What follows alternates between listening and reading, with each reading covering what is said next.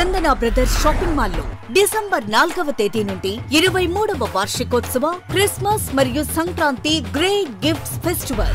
ప్రతి 1499 రూపాయలు పైబడిన వస్త్రాల కొనుగోలుపై విలువైన ఉచిత బహుమతులు, వార్షికోత్సవ వరాల జల్లు, అద్భుతమైన స్పాట్ గిఫ్ట్లతో ఆనందాల వెల్లువ. ప్రతి ఒక్కరూ విజేతే. అన్ని రకాల వస్త్రాలు ఆఫర్లలోనే. Chandana brothers shopping mall, main bazaar, ఏలో. ల్యాండ్ మన కంట్రోల్లో ఉంటుందని రెవెన్యూ వ్యవస్థ పెట్టారు. అంటే వాటర్ ట్యాక్స్ కార్డ్స్ ఉన్నాయి, నాలా కార్డ్స్ ఉన్నాయి. అంటే ఇది ఎప్పుడో పూర్వకాలం చెప్పిన దాని దగ్గర నుంచి కూడా ఉన్నది. దాన్ని ఏం చేస్తుంది మనకి ఒక రెవెన్యూ డిపార్ట్మెంట్ పెట్టి ఆ బోర్డు అని పెట్టేసి ఇలా వ్యవస్థిస్తుంది. కానీ అలా కాలం మారుతూ రెవెన్యూ డిపార్ట్మెంట్ అలా అయిందంటే మొత్తం ఏ పని అని చెప్పినా మనకి రెవెన్యూ అయింది. అంటే ఎవరు పక్కన డిపార్ట్మెంట్ పని చేయకపోతే రెవెన్యూ పని చేస్తుంది, అది కంప్లీట్ చేస్తుంది. మన కంప్లీట్ చేస్తే మళ్ళీ ఏమో క్రెడిట్ అంతా అడిగిపోతుంది. అయినా కానీ మన వాళ్ళు ఇవన్నీ ఆర్కోట్లన్నీ మనం తట్టుకుని రెవెన్యూ వ్యవస్థ సపరేట్ సర్వీస్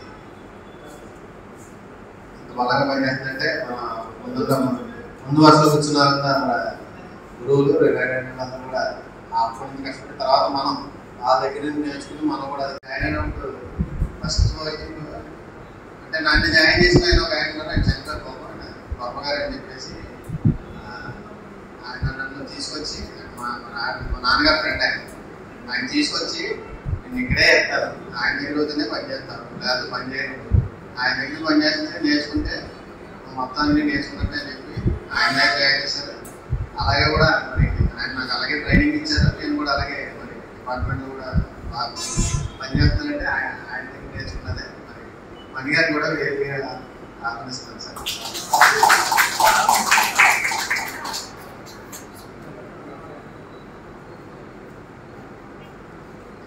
అలాగే మరి మన జిల్లా వైస్ ప్రెసిడెంట్ రేవణ్ కూడా వేదిక రావాలి.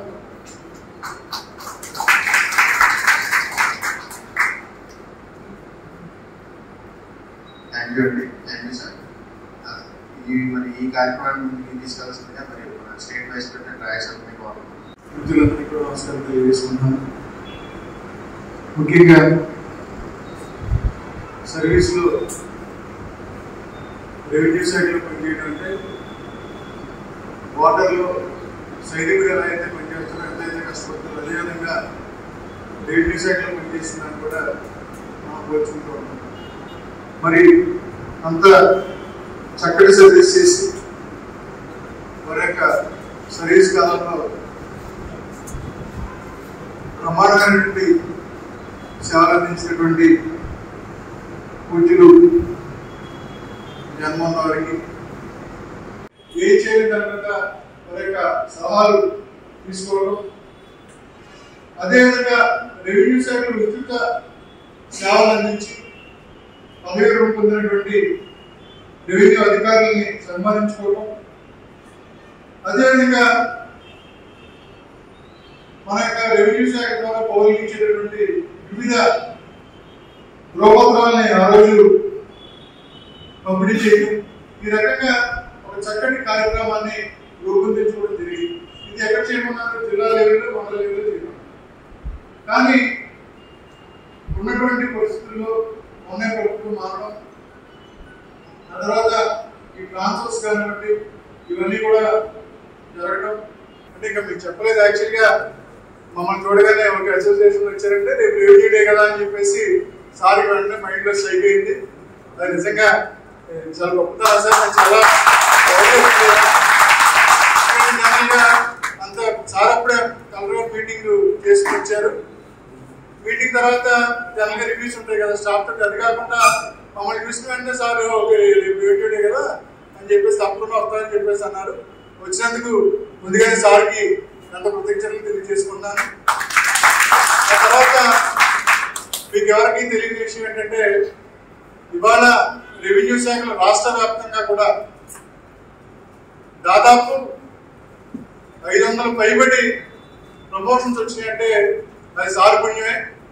అది కూడా మీకు బ్రహ్మాండంగా ప్రజల్లోకి తీసుకెళ్ళగలుగుతున్నప్పుడు మదర్ డిపార్ట్మెంట్ మనం మాత్రం 3వ తరగతి అలాగే ఉండిపోవడం జరిగింది. దానికి ప్రధానమైన కారణం ఏంటంటే మనలో ఉన్నటువంటి ఒక సేవ దృక్పథం. ఎంతసేపు మనం సేవ చేసుకుంటే చాలు, మన దగ్గరికి వచ్చినటువంటి సర్వీస్ కోసం మన దగ్గర వచ్చిన పౌరుడికి ప్రమాణంగా with in the time period అతనికి సేవ చేసి పంపిస్తే చాలు ఒక దృక్పథం బట్టి మనం వాటి ఇంటిని చట్టపెట్టుకోలేకపోయాం, ఇటు స్వగృహాన్ని చట్టపెట్టుకోలేక ఒక శైలి కూడా నిరంతరం పనిచేస్తాం. 1953లో మన యొక్క మద్రాసు రాష్ట్రం నుండి ఆంధ్ర రాష్ట్రం ఏర్పడిన తర్వాత కూడా 1953లో అప్పుడు బోర్డ్ ఆఫ్ రెవెన్యూ అనేది ఆంధ్ర బోర్డ్ ఆఫ్ రెవెన్యూ లాగా మార్చారు. అప్పటిదాకా మద్రాసులో ఉండేది. అప్పుడు ఒక 5 ఇండియన్ సివిల్ సర్వీసెస్ ఆఫీసర్స్ దాన్ని నిర్వహించేవారు. చేసినటువంటి కృషి ఫలితంగా చివరికి జూన్ 20వ తేదీన రెవెన్యూ దినోత్సవంగా జరుపుకోవడానికి ప్రభుత్వం వారు ఉత్తర్వులు ఇవ్వడం అనేది చాలా శుభదాయకం. మనందరికీ కూడా అది మనం చేసినటువంటి కృషి ప్రభుత్వం గుర్తించి మనకి చెప్పిన వాళ్ళు పిటిషన్ అంటారు, లేక వాళ్ళు వస్తూ ఉంటారు. మన ఈ పరిస్థితుల్లో అసలు మనం ఎందుకు ఏసీపీకి భయపడాలా? అసలు వాస్తవం ఎంతవరకు వచ్చిన వ్యక్తిలో చెప్పిన మాటలో నిజం ఉందా, చెప్పిన మాటలో వాస్తవం ఎంతవరకు ఉంది అనేటువంటిది గ్రహించవలసిన అవసరం ఉంది. చాలా మంది గ్రహించకుండా వాళ్ళ యొక్క తెలివితేటలు ఉపయోగించకుండా ఇబ్బంది పడుతున్నారు.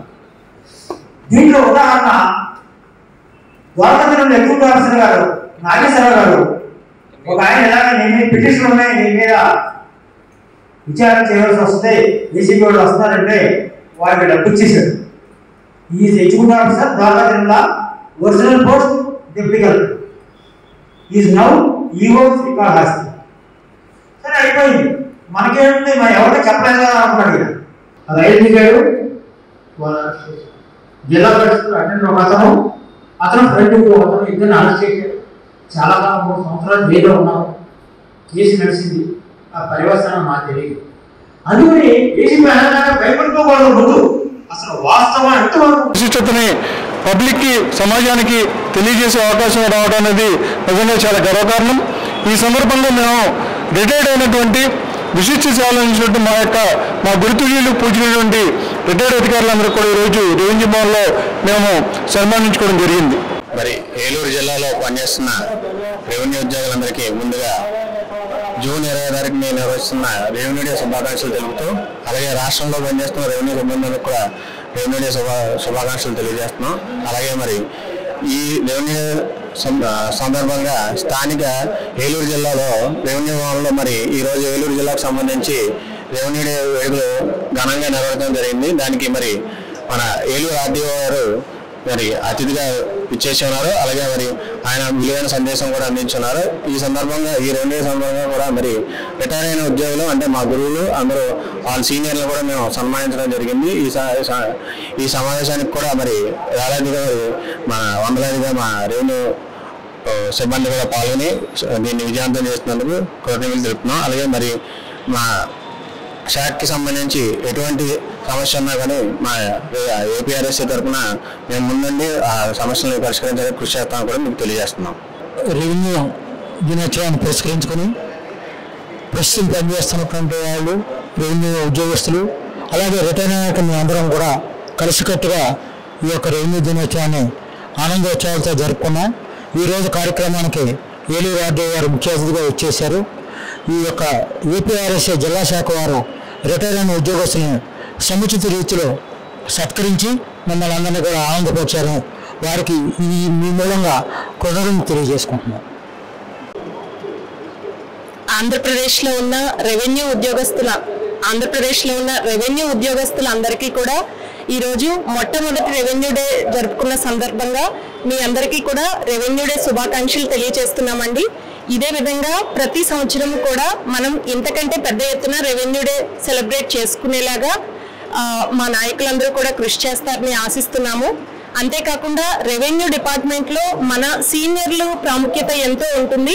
ఎందుకంటే నేను డిపార్ట్మెంట్కి వచ్చే రోజుకి నాకు ఏ సబ్జెక్ట్ గురించి నాలెడ్జ్ లేకపోయినా turn the page learn the knowledge అన్న ఒక సూక్తిని అనుసరించి సీనియర్లు గతంలో రాసి ఉన్న ఫైల్స్ని అనుసరించి మేము దానికి సంబంధించిన సబ్జెక్టుకి సంబంధించిన నాలెడ్జ్ని తెచ్చుకోవడం జరిగింది. కాబట్టి ఈ రెవెన్యూ డే సందర్భంగా రిటైర్ అయిన మా పూర్వపు అధికారులందరినీ కూడా సన్మానించుకోవడం మాకు ఎంతో సంతోషంగా అనిపించింది. ఇక ముందు కూడా ఈ రెవెన్యూ డేని ఇంతే ఆనందంగా ఇంతకంటే పెద్ద ఎత్తున జరుపుకుంటామని ఆశిస్తూ థ్యాంక్ యూ ఆల్.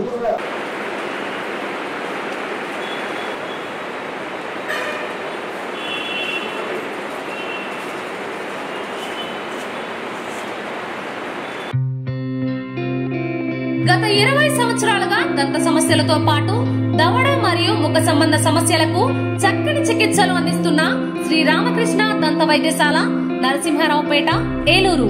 ఎమర్జెన్సీస్ లో వాడే ఆక్సిజన్ కాన్సంట్రేటర్లతో పాటు air purifier, UV light steriliser, ULV fogger వంటి పరికరాల ద్వారా పరిశుభ్రమైన వాతావరణంలో చికిత్స అందించబడుచున్నది.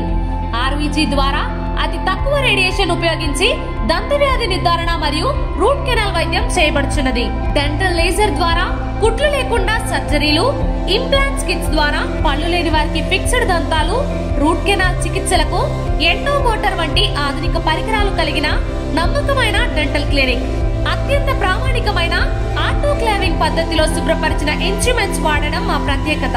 దంత సమస్యలకు చికిత్సతో పాటు విరిగిన దవడ మరియు ముఖ ఎముకలకు చికిత్స, ఎత్తు మరియు వంకర దవడలకు కాస్మెటిక్ సర్జరీ, యాక్సిలోఫేషియల్ వంటి చికిత్సలకు చిరునామా శ్రీ రామకృష్ణ దంత వైద్యశాల, వేములపల్లి రెసిడెన్సీ అపార్ట్మెంట్, నరసింహారావుపేట, ఏలూరు.